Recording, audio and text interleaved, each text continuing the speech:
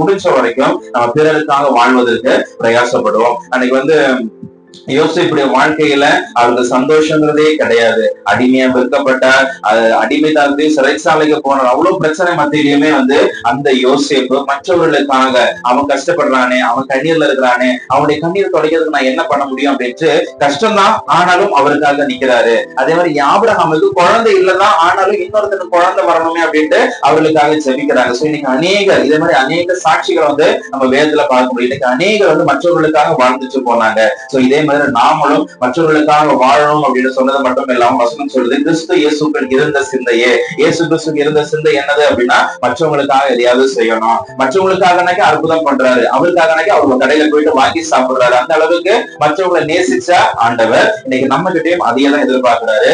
உங்களுக்காக ஒரு மேகசின்ல ரொம்ப அழகா எழுதியிருந்த ஒரு வசனம் என்ன அப்படின்னா, ஆண்டவர் வரும்பொழுது, ஆண்டவருடைய வருகையில வரும்பொழுது நீ நல்லா சாப்பிட்டியாமா அப்படின்னு கேட்பாரா அப்படின்னு தெரியாது. ஆனா எத்தனை பேருக்கு நீ சாப்பாடு கொடுத்த அப்படின்ட்டு ஆண்டவர் கேட்பாரு.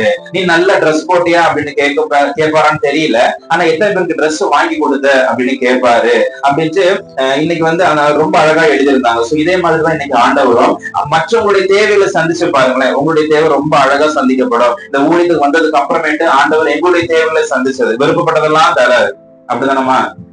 என்ன விருப்பப்படுறோமோ, பிரியாணி வேணும் அப்படின்னு கேட்டீங்க, அந்த நாளுக்குள்ள எப்படியாவது யாராவது ஒருத்தங்க திடீர்னு இந்தாங்க பிரியாணி வாங்கிருக்கணும்னு தோணுச்சு அப்படின்றாங்க.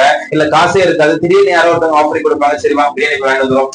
வேண்டுறத தேவைப்படுறத ஆண்டவர் ரொம்ப அழகா கொடுத்து நடத்திட்டு இருக்கிறாரு. சோ அப்படி இருக்கக்கூடிய இந்த ஆண்டவருக்காக நம்ம வாழ்றது என்ன இருக்கு? அதுவும் நாங்க இப்பதான் நான் ரியலைஸ் பண்றேன், முன்னாடி கூட இல்ல.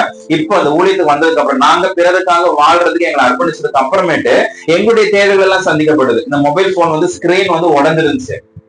ஸ்கிரீன் ரொம்ப நானும் பார்த்தேன், சரி பண்ணணும் பார்த்தேன். அதுக்கு எவ்வளவு கேட்கறானோ தெரியலையே அப்படின்ட்டு விட்டுட்டேன். கிட்ட ஒரு ரெண்டு மூணு 1 year ஆயிடுச்சு, 7-8 மாசம் ஆயிடுச்சு. ரொம்ப மாசமா அப்படியேதான் இருந்துச்சு. போன மாசம் பிரதர் என்கிட்ட ஒண்ணுமே கேட்கல, போன் எடுத்துக்கிறேன் சரி பண்றேன் ஒண்ணுமே கேட்கல. அவர் பாட்டு போன் எடுத்தாரு, அதெல்லாம் ஸ்கிரீன் எல்லாம் சரி பண்ணி ரொம்ப அழகா மாத்தி கொடுத்தாரு. அதுக்கப்புறம் பார்க்கும்போது இப்ப எல்லாம் என் போன் கன்ஃபியூஷன் ஆகுது, யார் போடுறா, ரிங்டோன் வச்சுதான் கேட்க வேண்டியதா இருக்கு. சோ அந்த மாதிரி நம்ம பிறருக்காக வாழும்போது நம்மளுடைய தேவைகள் எல்லாம் ஆண்டவர் ரொம்ப அழகா சந்திச்சுட்டு இருக்கிறாரு. சோ அப்படி இருக்கும் பொழுது பிறருக்காக வாழ்றது அப்படின்றது நம்ம லைஃப வேஸ்ட் பண்றது கிடையாது. சிலர்லாம் ஆமா இவங்க அவங்களுக்காக வாழ்ந்துட்டு போயிடுவாங்க அப்படின்ட்டு இந்த குடும்பத்தினர் ரொம்ப பாதிக்கும். ஆனாலும் ஆண்டவர் ஏற்ற காலத்துல எல்லாவற்றையும் சந்திப்பார், எல்லாவற்றையும் சரி செய்வார், பெரிய காரியங்களை செய்வார். அப்படியே நம்ம கண்களை மூடி ஆண்டவரை நோக்கி பார்க்கலாம்.